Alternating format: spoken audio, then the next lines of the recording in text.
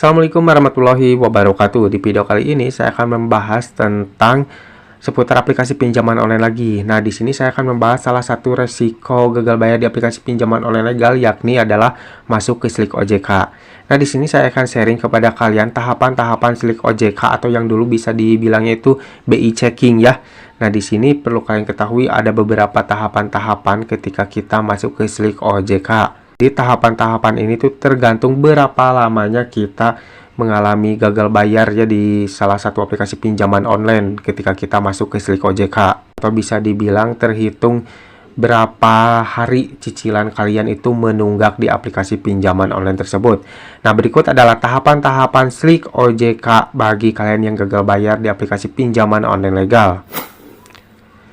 Yang pertama adalah skor 1, yang artinya kredit lancar. Debitur selalu memenuhi kewajiban untuk membayar cicilan setiap bulan dengan bunga hingga lunas tanpa pernah menunggak. Nah, ketika kalian melihat skor kredit kalian di Slick OJK itu skornya 1, yang mana artinya itu adalah kredit lancar, bahwasanya kalian itu tidak pernah mengalami yang namanya keterlambatan dalam pembayaran tagihan kalian di aplikasi pinjaman online ya. Nah, sebelum lanjut ke pembahasannya, jikalau kalian ingin mengeceknya, kalian bisa download aplikasi ScoreLab ya. Kalian bisa ngecek tuh status atau skor kredit kalian itu di Slick OJK bagaimana ya.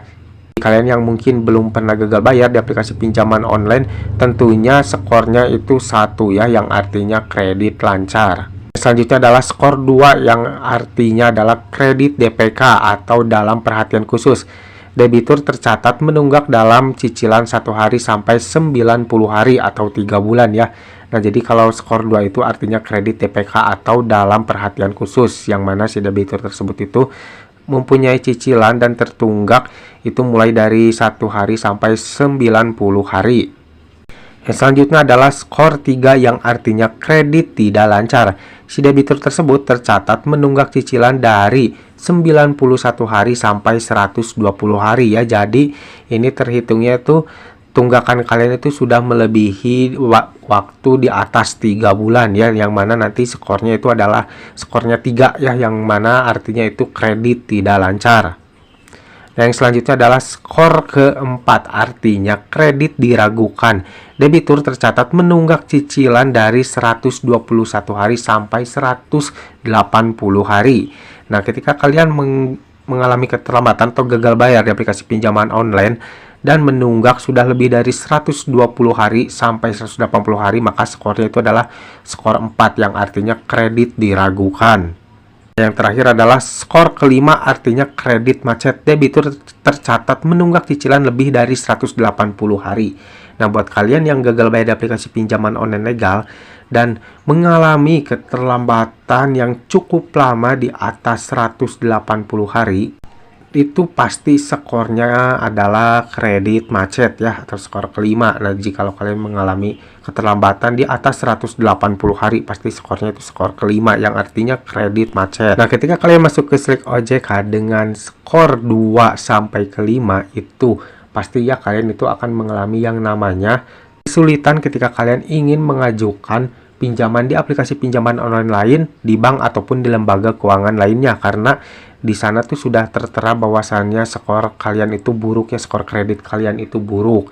Namun tidak perlu khawatir ya, buat kalian yang mungkin ingin terbebas dari yang namanya hutang piutang, ingin terbebas dari yang namanya pinjaman online, justru ini kabar baik ya. Jadi secara tidak langsung kalian itu tidak bisa melakukan peminjaman lagi ya. Kalian secara tidak langsung terbebas dari yang namanya hutang piutang ya, karena kalian mengalami kesulitan ketika ingin mengajukan pinjaman ke pinjaman online lain ataupun juga ke lembaga keuangan lainnya ya.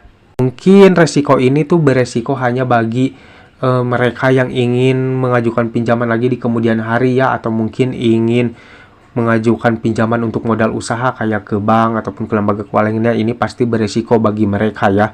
Jadi ini resikonya buat versi mereka yang ingin mengajukan pinjaman di kemudian hari. Tapi buat kalian yang mungkin tidak ingin mengajukan pinjaman lagi dan ingin terbebas dari hutang, ini justru baik ya. Jadi secara tidak langsung kalian akan terhenti dari yang namanya hutang piutang.